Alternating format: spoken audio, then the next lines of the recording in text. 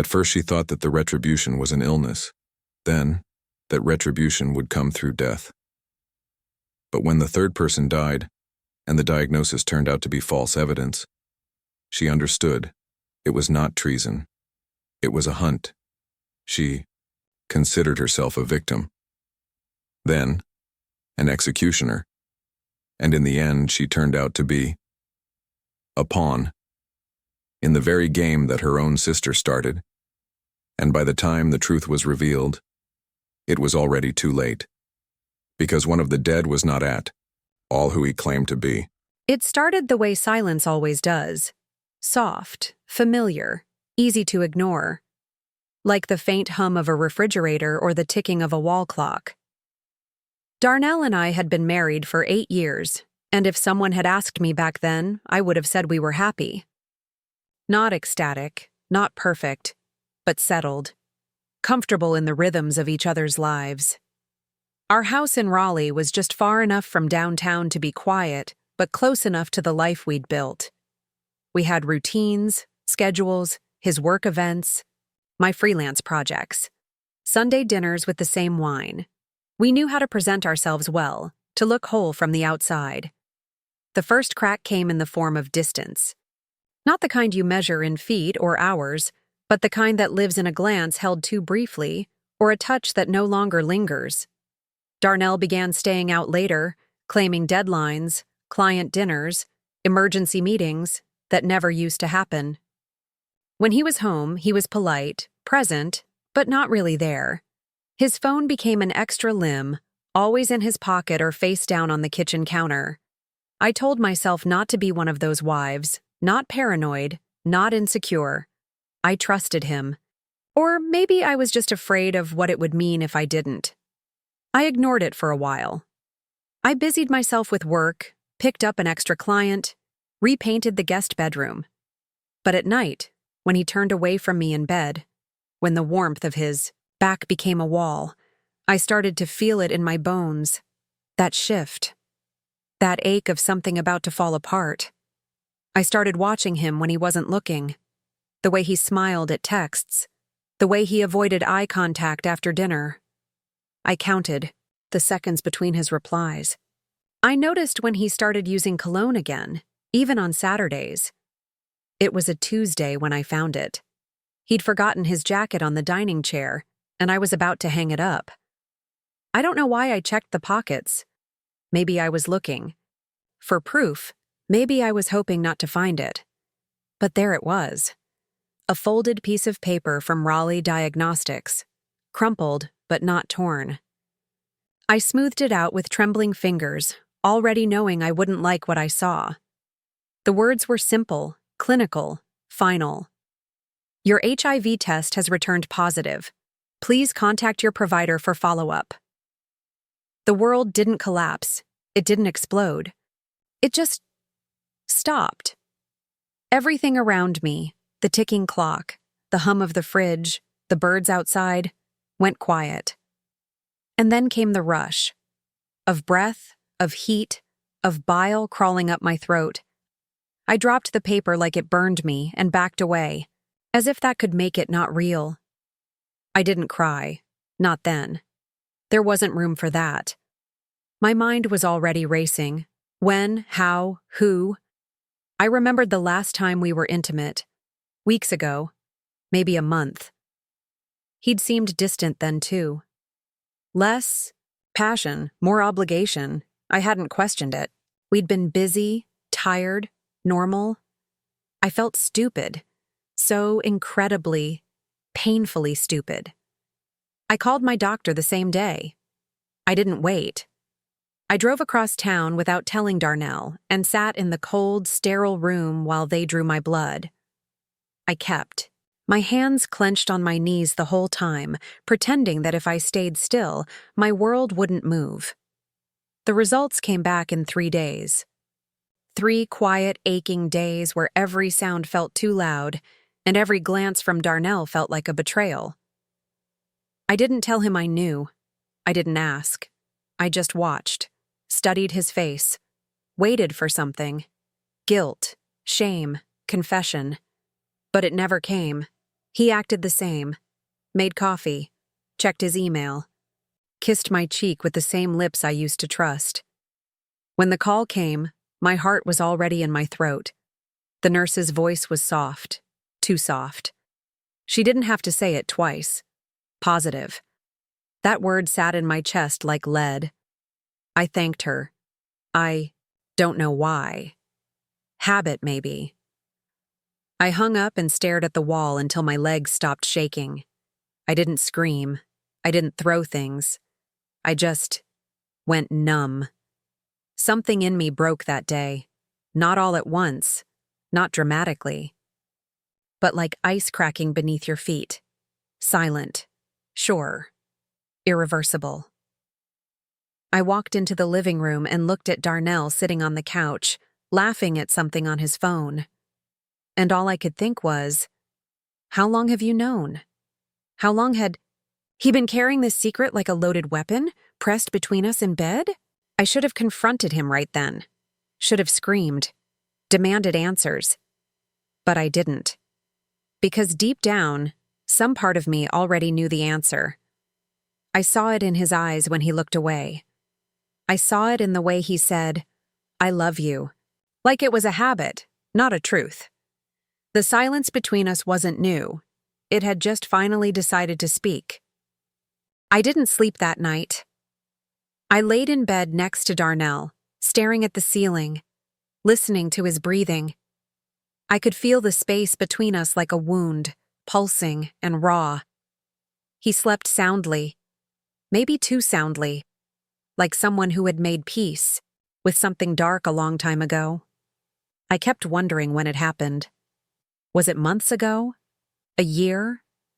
How long had he known and said nothing while I kissed him, touched him, let him into the parts of me that were supposed to be safe?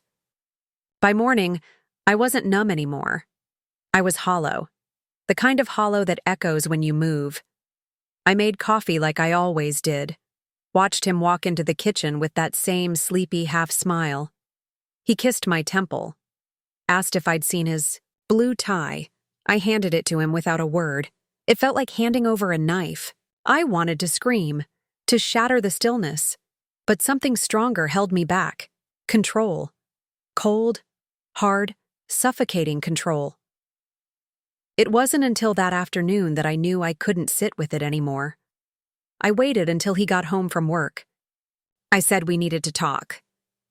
He looked at me the way people look at a ticking clock, waiting for the sound they dread. I showed him the letter. The one from the jacket. The one from the clinic.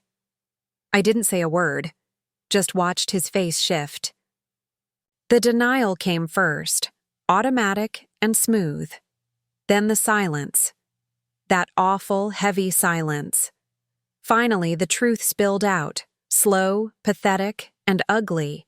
He told me it was a mistake, a lapse in judgment, that he was lonely, confused, whatever excuse he could reach for in the moment. And then he said her name, Aisha, my sister. I don't remember what I said. I don't remember what I did. I just remember the feeling, like the floor cracked open and dropped me into something deep and suffocating. Aisha, of all people, the sister who'd vanished for years, only to return like nothing happened. She was the fire to my water, the chaos to my calm. We hadn't been close since high school. She'd always drawn trouble to her like it was perfume. Men, drugs, secrets. I kept my distance after the last time she stole money from me and disappeared, but a few months ago she showed up again, sober, smiling, reformed. Or so she claimed. She said she wanted to rebuild our bond. I let her in, cautiously. And now this. Darnell swore it was only once, that it meant nothing, that he hated himself. But I wasn't listening anymore. The betrayal had already sunk in. Not just the act, but the silence. The knowing. He had looked me in the eye every day, let me sleep beside him, knowing what he'd done, knowing what he'd given me. Something incurable. Something I could never return. That night I sat in the eye, bathroom, locked the door, and stared at myself in the mirror. I looked the same, but I wasn't. Something had shifted. My reflection felt unfamiliar, like I was wearing someone else's face. I thought about Aisha, about the way she hugged me at Thanksgiving, the way she said she was proud of me, the way she always knew how to twist the knife and make it feel like an accident. The next morning, I drove to her apartment. She lived on the east side, in one of those renovated buildings with brick walls and big windows. She looked surprised to see me, smiled too easily, invited me in. I didn't smile back. I didn't sit down. I asked her how long it had been going on. Her smile faded. She played dumb at first, then tired. Said it was a mistake. That it didn't matter, that she didn't even like him. But the thing is, Aisha never did anything by mistake. She lived for the reaction, for the drama. I saw it in her face. She was proud of it. She had taken something from me, something sacred. And then, like it was nothing, she dropped the bomb. She had known she was HIV-positive for months. She said it like a shrug, like a weather update. Claimed she told Darnell, said he didn't care. That was the moment something inside me ruptured. I walked out without another word, got into my car, drove without thinking. I couldn't feel my hands on the wheel. Couldn't hear the traffic. Couldn't breathe. She had known. She had looked me in the eye and hugged me and smiled while carrying a loaded gun in her blood. That night, I lay awake again, the same ceiling above me, the same silence in the house. Darnell was sleeping on the couch by then. We barely spoke, and I just kept hearing her voice, soft and casual, talking about her diagnosis like it was nothing. Like my life was nothing. I started thinking about justice, about consequences, about fairness. I started thinking about what it would take to make things feel even again. And I started planning. I didn't plan it like some cold-blooded killer in a movie. It didn't come to me in one neat moment of clarity.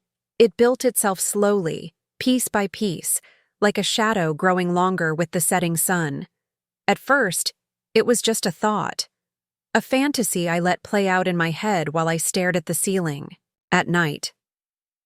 Then it became a whisper that followed me through the day. It sat with me during breakfast, followed me in the mirror. It was there when I scrolled through Aisha's Instagram and saw her smiling, glowing, pretending to be untouched. It wasn't about revenge, not at first. It was about balance, about gravity. Aisha had tipped something inside me and the world, had to be righted again. I knew she wouldn't suspect anything, not from me. I was always the calm one, the reasonable one. Even when we were kids, I cleaned up her messes, made excuses for her chaos, kept our mother from kicking her out of the house too soon. I had always been her soft place to land. She never thought I'd push back. I waited a few days, let things settle. Sent her a text, just casual enough. Want to meet up? Clear the air. She agreed immediately. Of course she did. That was Aisha. She lived for drama, but she couldn't resist attention. Even if she felt guilty, the idea that I was ready to forgive her would be too tempting. She picked the place, her apartment. Said she'd make drinks. It was raining the night I went over. Soft drizzle that coated everything in a dull gray. Her building was quiet. The hallway smelled like old wood and stale heat. She greeted me, in leggings and a loose sweater, barefoot, nails painted. The kind of comfort only people without conscience could wear. She made us both a drink, gin and something citrus. I watched her pour, watched her take the first sip, watched her settle onto the couch with her legs folded beneath her like she had nothing to answer for. I listened while she talked. She said she never meant to hurt me, that she wasn't thinking straight, that she and Darnell had been drinking, that it just happened. She talked about their connection, about how lonely she'd felt, about how things spiraled. I watched her, mouth move, listened to the half-truths and full lies, and smiled when I needed to, nodded in the right places. I let her believe I was there to forgive her, to bury the past. Then I brought up the stairs. There was a leak, I said. Water from the roof dripping through the ceiling above her landing. Told her I noticed it on the by. Way in. She looked up, annoyed. Of course she did. Anything that disrupted her comfort irritated her. She stood, walked to the door, peered up the stairwell. I followed close behind. The hallway was narrow, dimly lit. The top of the stairs opened to a dusty storage space, empty except for a broken lamp and a stack of old furniture. She took a step up, muttering something about her useless landlord. I don't remember what she said next. I wasn't listening. My hands were already moving. It didn't take much. One push, she didn't even scream. She hit the landing with a sickening sound, like meat dropped onto concrete. Her body crumpled awkwardly, legs twisted beneath her. For a moment I froze, staring down at her. Her chest moved once, twice, then stopped. I turned around and walked back into her apartment, wiped the glass clean, put on my jacket, locked the door behind me. They called it an accident. The building was old, the stairs slick from rain. A neighbor heard the thud, called 911. I got the news officially the next morning, though I already knew. The officer said she'd died on impact. Blunt force trauma to the skull. No signs of foul play. I nodded through the conversation, feigned shock, even cried when I had to. The funeral was small. Darnell didn't come. I didn't ask him to. In the days that followed, I waited for something. Guilt, maybe. Fear. But what came instead was quiet. A quiet I hadn't felt in months. The kind that filled the house again, pressed into the corners of every room. Darnell and I barely spoke. He'd moved into the guest room, packed a bag, said he needed time. I didn't care, not anymore. He could disappear and it wouldn't matter. Then, 1 week after Aisha's funeral, I got a call from the Raleigh police. They'd found Darnell, alone, in a hotel room on the south side. Cause of death, overdose, sleeping pills, and alcohol. A note left on the bedside table, but half the ink had bled from spilled water. Only a few words were legible. I didn't know. I thought it was true. I'm sorry. I should have felt something. Panic, grief, relief. But all I felt was cold. They said there were no signs of struggle, that he'd checked in alone, that he'd used a fake name, but the card was his. I stared at the folder they handed me. His belongings in a plastic bag, wallet, phone, ring. The ring made my fingers tremble. When I got home, I sat at the kitchen table and stared at it. All this time, I thought he had passed something into me, something fatal. But the autopsy came, with another truth, one I wasn't prepared for. Darnell tested negative. He never had it. He never gave it to me. He never even knew. The air in the house changed after that. Not in a physical way, no sudden draft, no broken window, but it was as if something old had woken up and was now sitting quietly in every room, watching me. I couldn't look at Darnell's things without feeling the sting of realization. The toothbrush still in the holder, his cologne on the dresser, the empty space in the closet where his suits had hung. It was all too quiet, too clean. For days, I sat with the autopsy report, rereading the line. Over and over, no indication of HIV infection at time of death. It didn't make sense. I remembered the clinic letter in his pocket. I remembered my own results. I remembered his confession, his guilt, his shame. But none of it lined up, unless it was never real, unless someone wanted me to believe it was. Went back to the clinic, walked through the same glass doors, sat in the same waiting room with its 2 bright lights and ancient magazines. When I asked for my file, the nurse hesitated, said I'd have to speak to administration. Said there was an error in the system, something about a mix-up in the records. My stomach clenched. I insisted, waited. Finally, a man in a tie brought me into a small office and handed me a folder. Inside, the original test results. Negative, clean, unmarked. My name, my date of birth, my blood. I asked about the letter, the one I'd received by mail, the one that said otherwise. He looked confused, said they hadn't mailed anything. All communication went through their secure patient portal. He even pulled up my account on the screen. No messages sent. No test marked positive. But I had held that letter in my hands, read it, believed it, lived in its shadow, and now it was gone. I drove home with my fingers clenched around the steering wheel, the wind roaring past the windows like a scream. When I got there, I went straight to the fireproof box in my closet where I kept important papers, tax returns, medical files. The letter was gone. The folder was there. But the page that had started it all, was missing. Something was wrong. I pulled out Darnell's phone, the one the police had given back to me. It was locked, but I knew his passcode. I scrolled through his messages, his emails, his notes. One thread stood out. Short, encrypted messages from a number with no name. They didn't say much, just strings of words. Did she see it yet? Don't push too fast. Wait for the timing. The last message sent 2 days before his death. Pull it back. She's close. I didn't recognize the number. I copied it down. Called it from a burner app. Disconnected. I checked his email next. Most of it was work, spreadsheets, contracts, logistics. But there was one draft, unsent, buried in a folder labeled legal. It was a letter addressed to me. In it, he said, he had been manipulated. That he hadn't cheated on me, at least not the way I thought.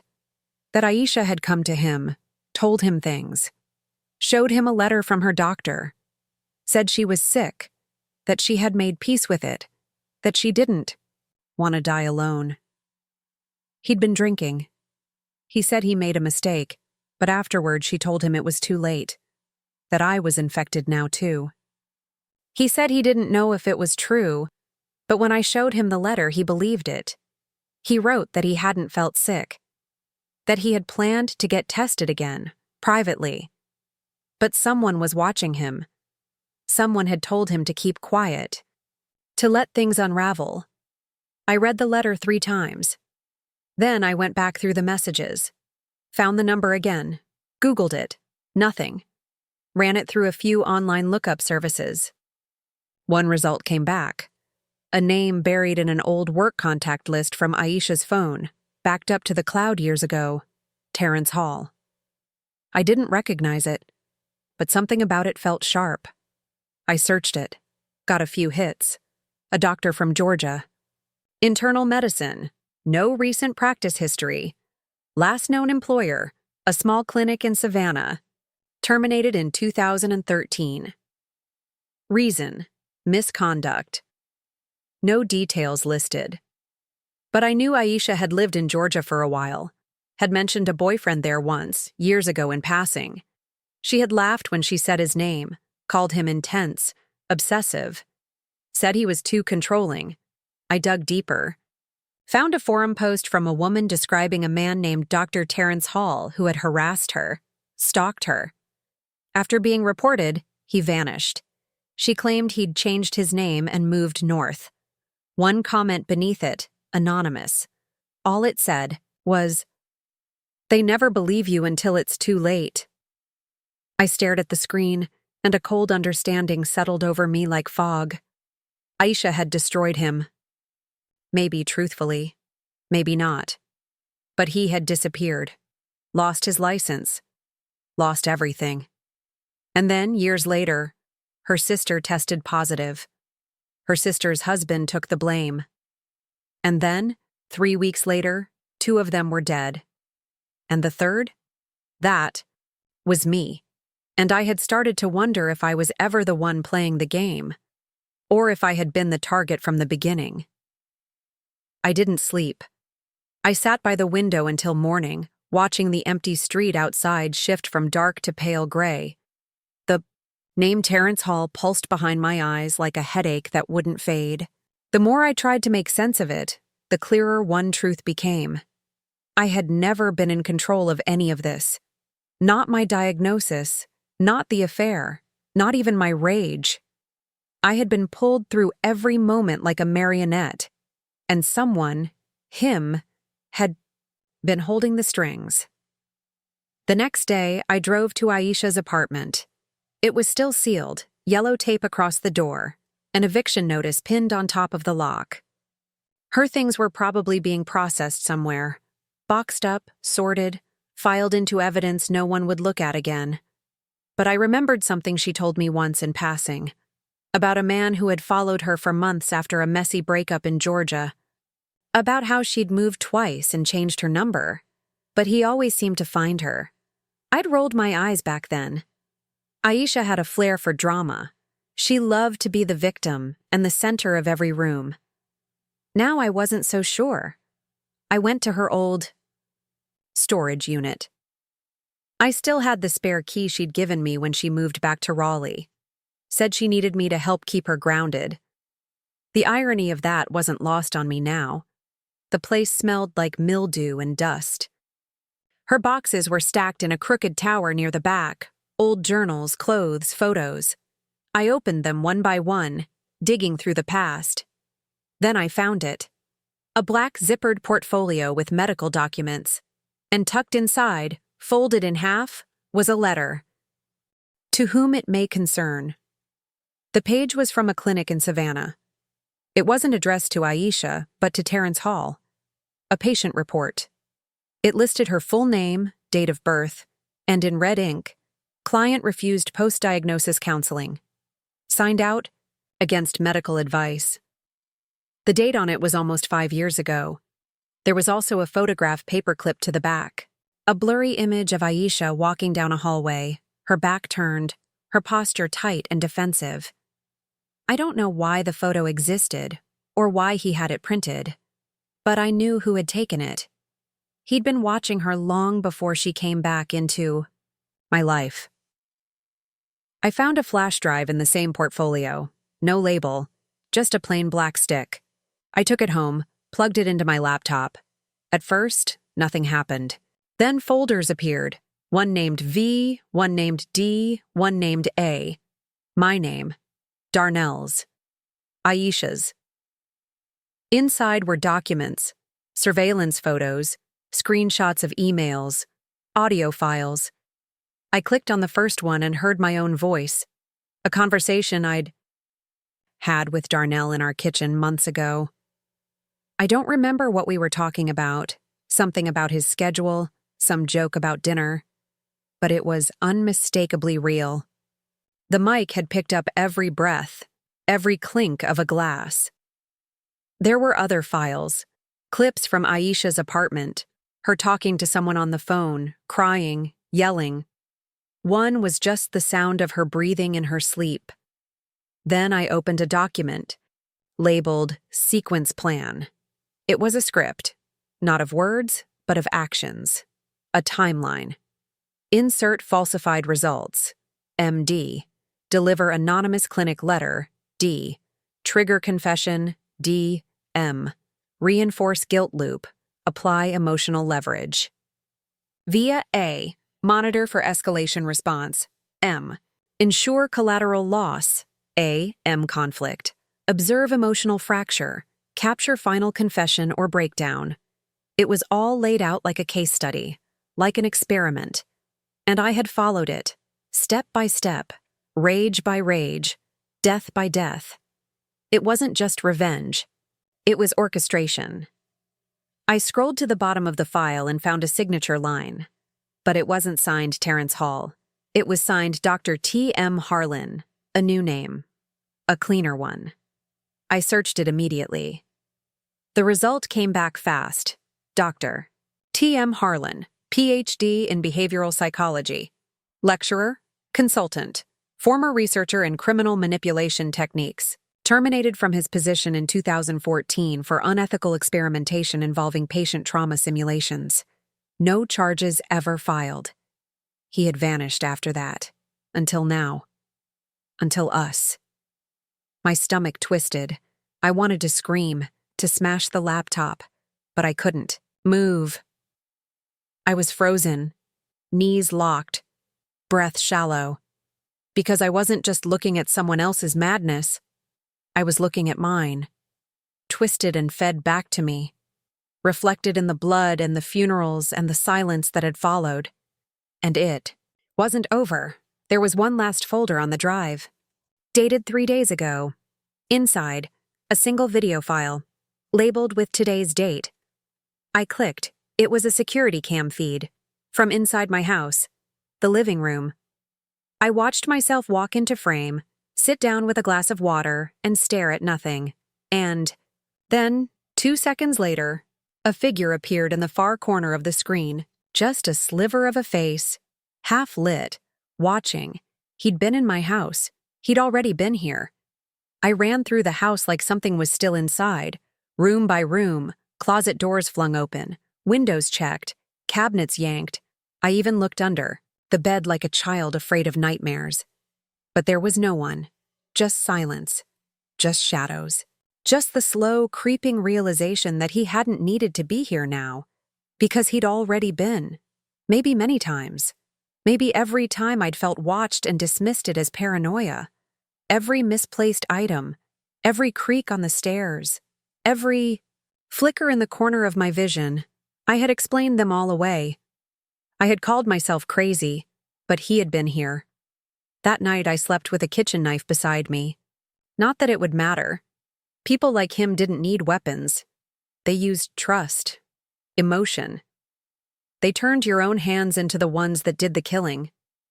And I had already proven I could be made into exactly what he wanted.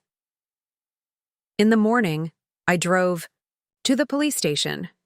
I brought the flash drive, the medical records, the letters. I told them everything, every lie, every suspicion, every death. I expected disbelief, but what I got was a slow nod from the detective across the desk. He didn't look surprised. He told me something I didn't expect. They had a name, too. Terrence Hall, also known as Thomas Harlan. A man wanted in 2 states for fraud, stalking, and suspected involvement in a patient's suicide. But no charges had ever stuck. He moved like a ghost, changed identities, left just enough behind to confuse and scatter trails. No fingerprints, no direct evidence. But now I had given them something. They kept the flash drive, promised to run it through digital forensics, took my statement, sent a squad car to watch the house, though the detective told me gently that people like him rarely came back once they'd finished their masterpiece. That word stayed with me. Masterpiece. Because that's what this was to him. A perfect structure of pain. A chain reaction of suffering, designed and executed with surgical cruelty. He hadn't just wanted to hurt Aisha for what she'd done to him years ago. That would have been too simple. He wanted to destroy her in the eyes of the only person who ever gave her unconditional love. Me. And when I turned on her, when I let the hatred in, I finished his work for him. I was the final stroke on his canvas. 3 days later, a package arrived. No return address, no postage mark, just a brown box left on my doorstep. The officer watching the house had been rotated out the night before. Timing. Always timing. Inside the box was a phone, already on, already playing a video. It was a recording of me in Aisha's apartment, standing at the top of the stairs, watching her walk away, and then moving forward. There was no sound, no dialogue, just the image, clear, unforgiving. The video ended. Another began. Me again. At Darnell's funeral. Standing beside the casket, face unreadable, then walking away. The screen went black. A line of text appeared in red. Guilt is heavier when it's real. Beneath the phone, at the bottom of the box, lay something small, cold, metallic. A locket. Aisha's, the one she always wore but never opened. Inside, a photo I had never seen. Me and her as kids, arms around each other, smiling, real smiles. Long, before the world twisted us into something else. I didn't cry. I didn't scream. I sat on the floor and held that little locket, and I thought about how pain doesn't always end in death. Sometimes it just settles in and lives with you. Like a guest who never leaves. The police never found him. The digital files disappeared from the cloud 2 days after I turned them in. Even the physical flash drive corrupted itself, like it had never been meant to survive. He left no trace, just the echoes of what he'd done and the ruins we were too broken to rebuild. They let me go, said I had suffered enough, said no jury would convict me. But freedom isn't peace. Sometimes I wake up and think I see him in the corner. Sometimes I hear his voice when the house is quiet. I keep the locket near my bed. I hold it when the dreams come. Aisha once told me, "The worst kind of monster is the one who teaches you to become him." Now I understand, because I did.